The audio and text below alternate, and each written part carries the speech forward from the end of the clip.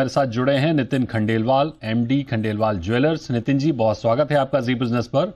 Sir, सबसे पहले तो यही समझाइए कि अभी ये जो तेजी दिख रही है, क्या ये तेजी और आएगी? क्योंकि जिस तरह से मृत्युंजय ने समझाया कि जितनी डिमांड है, डिमांड ज्यादा है और सप्लाई कम है, और सबसे बड़ा फैक्टर तो यही है। देखिए, मैं मृत्युंजय जी के साथ में पिछले 10 साल से इंटरव्यू कर रहा हूं और मैं उनको 40,000 रुपए से चांदी बताते आ रहा हूं। एक बार तो उन्होंने मुझे चैलेंज दिया था, 1 महीने का समय भी दिया था, 60 से 75,000 का।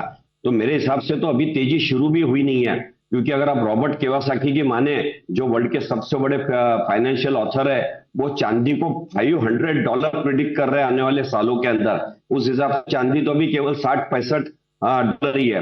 क्योंकि जैसे मृत्युंजय जी ने रीजन बताया, वैसे रीजन है क्यों चांदी का रेट बढ़ रहा है। एक तो ग्लोबल डिमांड बढ़ गई है, इंडस्ट्रियल बूम बहुत होने लगा है, स्ट्रक्चरल सप्लाई इसके अंदर काफी डेफिसिट के अंदर है, फिजिकल शॉर्टेज जो है वो लंदन से लेके तो चाइना तक के सब जगह आ चुकी है।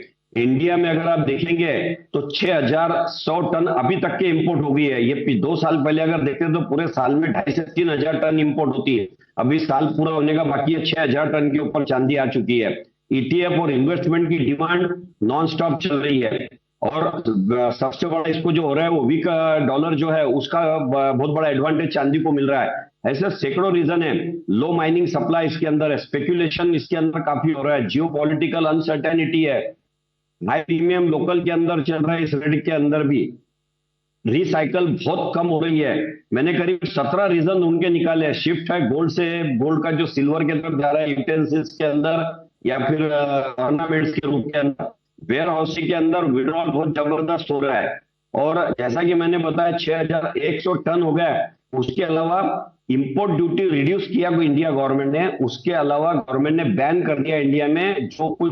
बिल्कुल, जिस तरह से नितिन जी बता रहे थे कि चांदी का क्या महत्व है, जिस तरह से मृत्युंजय ने समझाया कि डिमांड बहुत है, सप्लाई कम है, एक साल में चांदी ने महज 120% का रिटर्न दे दिया है।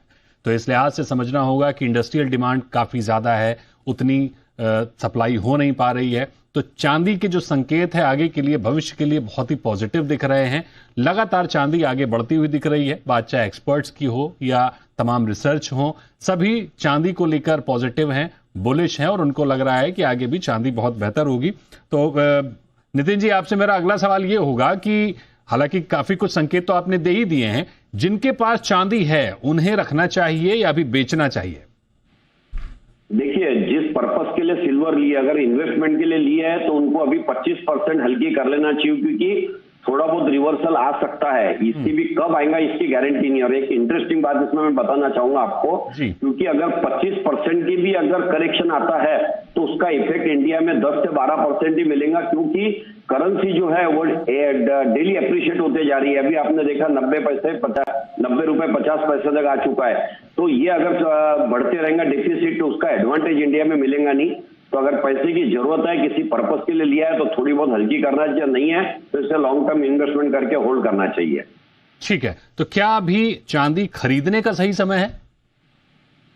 देखिए, चांदी 50,000 भी महंगी थी, 75,000 भी महंगी थी, 1 लाख भी महंगी थी। सोना चांदी कभी किसी ने सस्ता लिया ही नहीं है, उस लेने के बाद ही सस्ती हुई है। हम एक ही राय देते सबको कि आप SIP करिए। मुझे काफी लोग बोलते हैं कि मिडिल क्लास फैमिली ने क्या करना है। मैं आपको अगर इच्छा है कि 6 ग्लास घर में लेना है चांदी के, आप एक डिजाइन पसंद कर लीजिए, हर महीने एक जाके ग्लास ले लीजिए। आपको डिनर सेट लेना है, हर महीने में एक जाके ले लीजिए, तो आपका एवरेजिंग हो जाएगा। कभी आपको 1.5 में आएंगे, कभी 2 में, कभी 2.5 में आएंगी। तो SIP करना चाहिए फिजिकल चांदी में।